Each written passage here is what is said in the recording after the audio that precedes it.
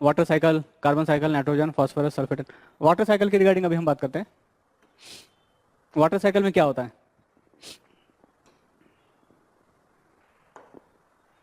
Water cycle में आप देखते हो कि आपका जो ओशन है, फिर river, lake, then your plants, animals, सब में वाटर होता है।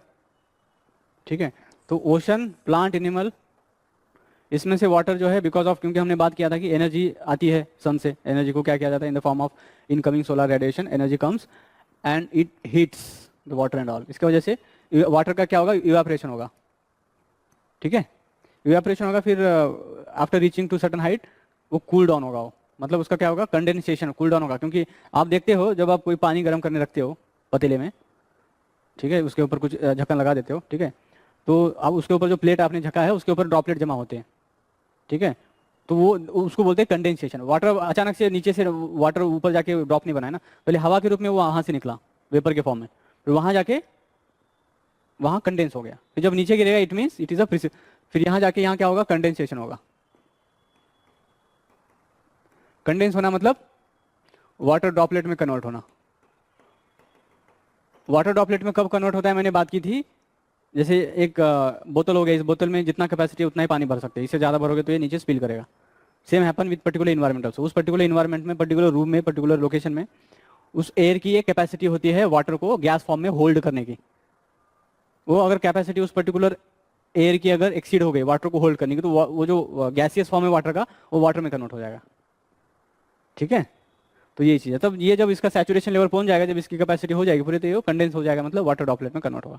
उसके बाद इसका क्या होगा, क्लाउड बनेंगे ऐसे इसके बाद में, फिर in the form of rainfall, rain आएगा। ठीक है, रेनफॉल होने के बाद फिर लेक में जाएगा, क्रॉस पे जाएगा, फॉरेस्ट में जाएगा। ठीक है, कुछ it will some of the water, rainfall water would run off हो जाएगा to the lakes, rivers and oceans. कुछ अंडरग्राउंड चला जाएगा। ठीक है, अंडरग्राउंड कुछ चला जाएगा, कुछ सॉइल में गिरेगा तो उसको प्लांट, एनिमल्स उसको एब्सॉर्ब करेंगे। We also use water for various purposes, industrial purposes के लिए हम इस्तेमाल करते हैं। प्लांट्स में water is very important component. Water रहेगा तभी तो मेटाबॉलिक, हमारे बॉडी में वाटर है, दैट्स व्हाई हमारा ब्लड फ्लो कर रहा है, ऑक्सीजन लेके जा रहा है to each and every organ और every tissue of the body. तो water is very important component for the living entities, क्योंकि it is act as a solvent to carry other nutrients. ठीक है, हम खेत में पानी क्यों देते हैं, क्योंकि पानी में जो भी न्यूट्रिएंट है वो पानी के फॉर्म में ऑब्सॉर्ब हो सकता है बाय द प्लांट्स। तो वाटर फिर वेरियस पर्पजेस के लिए हम इस्तेमाल करते हैं। फॉर लिविंग एंटिटीज वाटर का इस्तेमाल होता है, एग्रीकल्चर में इस्तेमाल होता है, इंडस्ट्रियल पर्पजेस के लिए इस्तेमाल होता है। ठीक है, इस फॉर्म में, अलग अलग फॉर्म में हम वाटर का इस्तेमाल करते हैं। तो ये जो वाटर है कंटिन्यूसली यही साइकिल इसकी चलती रहती है। This cycle is going on from last billions of years. जो हम वाटर ड्रिंक करते हैं, जो हम वाटर देखते हैं, ये कोई नया वाटर नहीं, ये बस सर्कुलेट हो रहा है। कुछ वाटर जो अंडरग्राउंड चला गया है, that water will remain underground may be for 100 और थाउजेंड्स ऑफ ईयर्स। जब तक उसको नहीं निकालोगे तब तक अंदर ही रहेगा वो। जब तक रिवर लेक में कोई उनका कोई पाथवे नहीं मिलेगा तब तक वो अंडरग्राउंड ही रहेगा, क्योंकि अंडरग्राउंड मतलब अब काफ़ी होता है ना, तो बहुत सारे पाथवे जो ब्लॉक हो गया, काम वाटर तो स्टोर हो गया वहाँ। ठीक है, तो ये चीज़ है। और जब हम वाटर की बात करेंगे तो 97% ऑफ द वाटर आपका ओशन में है, 97.5% वाटर यूजेबल फॉर्म में नहीं है। तो आउट ऑफ 2.5% वाटर, उसमें भी 60-70% ग्लेशियर में है in the form of snow and all. तो वो भी हम इस्तेमाल नहीं कर पाते क्योंकि फ्रोजन फॉर्म में है, उसको कैसे हम इस्तेमाल कर पाएंगे, नहीं कर पाएंगे।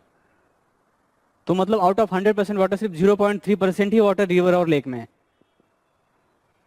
ठीक है, तो ये चीज़ है, मतलब बहुत ही कम क्वांटिटी ऑफ वाटर अवेलेबल है for the consumption, for the plants, for the animals and that's why everybody, आप देखते हो इंडिया में तो बहुत सारी जगह पानी का बहुत बड़ा दिक्कत होता है, क्योंकि रिवर्स है, लेक्स है, आइदर पोल्यूटेड है, पोल्यूशन काफ़ी हो चुका है उसका, और they are being diverted for the industrial purposes और फॉर थर्मल पावर प्लांट्स के लिए ट्रांसफर किया गया। मतलब जो एनर्जी आपकी प्रोड्यूस होती है कोल को जला के, उसमें पानी की बहुत जरूरत होती है।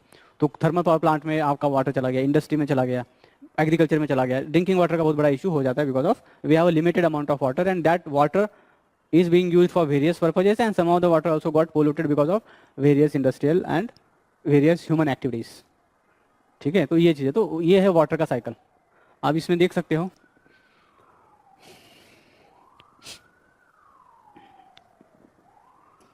जैसे मैंने बताया था, ये आपका दिस इज वाटर साइकिल, ये आपका लेक, ओशन जो भी है इसे समझ सकते हो आप। तो यहाँ से इवेपोरेशन हो रहा है, इवेपोरेशन से क्लाउड्स बनेंगे, फिर कंडेंसेशन होगा, फिर प्लांट से भी मैंने बात की थी, आपका ओशन लेक से इवापोरेशन हो रहा है वाटर का, प्लांट भी तो रेस्पिरेशन करते हैं, उसमें भी तो वाटर चला जाए, हम भी रेस्पिरेशन करते हैं उसमें भी वाटर चला, हम स्वेटिंग करते हैं उससे भी वाटर, तो जितने भी हम एक्टिविटीज लिविंग एंटिटीज एक्टिविटीज करते हैं रेस्पिरेशन एंड ऑल, उससे भी आपका ट्रांसपिरेशन, जब प्लांट करता है उसको बोलते हैं ट्रांसपिरेशन।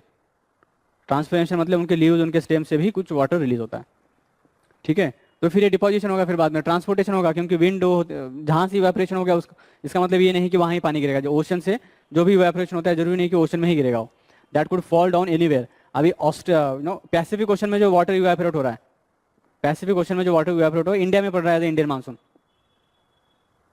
ठीक है। इंडियन ओशन में जो वाटर इवेपोरेट हो रहा है वो इंडिया में पड़ रहा है Indian monsoon. It means water travels to any distance on the basis of winds. आपने ज्योग्राफी में आप पढ़ेंगे ट्रॉपिकल विंड्स होते हैं, जेट स्ट्रीम होते हैं, ठीक है, बहुत सारे आपके जो है विंड्स होते हैं, उसके हिसाब से उसका मूवमेंट चलते रहता है, ठीक है। तो दिस इज वाटर साइकिल, तो आप देख सकते हो ये साइकिल है।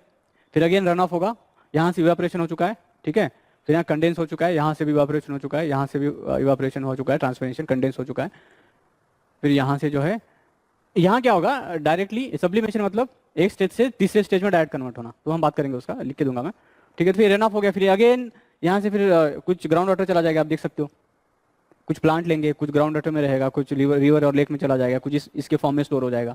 तो ये साइकिल कंटिन्यूसली चल रहा है पिछले काफी हजारों सालों से, इसको बोलते हैं water cycle. And water is very important component for living entities, ठीक है। एंड अगर वाटर नहीं होगा तो क्या होगा, जैसे हमने गोल्डीलॉक्स जोन की बात की थी, earth has a biosphere because we are in a Goldilocks zone, we are in a earth is in a Goldilocks zone, it means we have a water in liquid form. Mars के ऊपर देखेंगे, mercury देखेंगे, other Jupiter Saturn Neptune देखेंगे, तो वहाँ water जो है liquid form में नहीं है, दैट्स वाई वहाँ लाइफ नहीं है। लेकिन अर्थ में वाटर लिक्विड फॉर्म में है, even very origin of the life happened in the water. जैसे हमने साइनोबैक्टीरिया की बात की थी, केमोसिंथेटिक बैक्टीरिया की बात की थी, वहाँ से फिर धीरे धीरे जितने भी क्लासिफिकेशन हम देखते हैं वाटर से ही आ चुके हैं।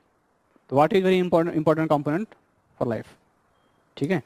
इसके रिगार्डिंग लिख ले कुछ, यस। पहले टाइप्स लिख लेते हैं।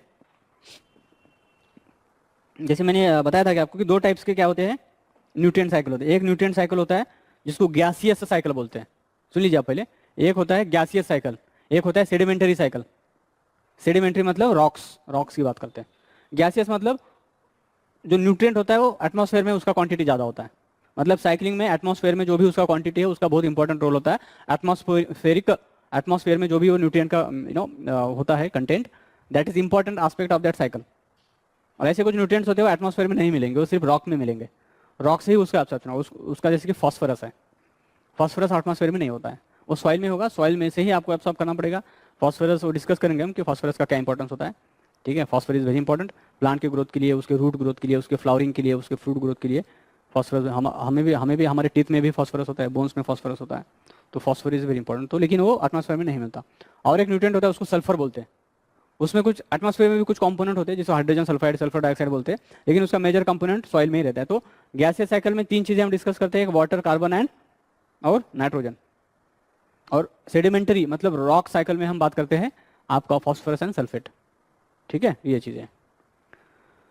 फर्स्ट ऑफ ऑल आप हेडिंग देखिए, बायोजियो केमिकल साइकिल। बायोजियो स्पेलिंग बताऊं मैं आपको, बायोजियो केमिकल साइकिल, बायोजियो केमिकल साइकिल। इसको बायोजियो केमिकल साइकिल क्यों बोलते हैं, मैंने बताया था कल, क्योंकि जो केमिकल मतलब न्यूट्रिएंट्स, ठीक है, केमिकल मतलब न्यूट्रिएंट्स। आपका वाटर, ये मत लिखो, सिर्फ हेडिंग लिखो, मैं समझा रहा हूँ आपको। ये वाटर हो गया, आपका नाइट्रोजन हो गया, ठीक है, then your oxygen, then your phosphorus, then sulphur, these are the chemicals, ठीक है। तो ये केमिकल क्या करेंगे, ये साइकिल रहता है, ये केमिकल लिविंग एंटिटीज में जाएंगे और सॉइल में भी जाएंगे, एटमॉस्फेयर में जाएंगे।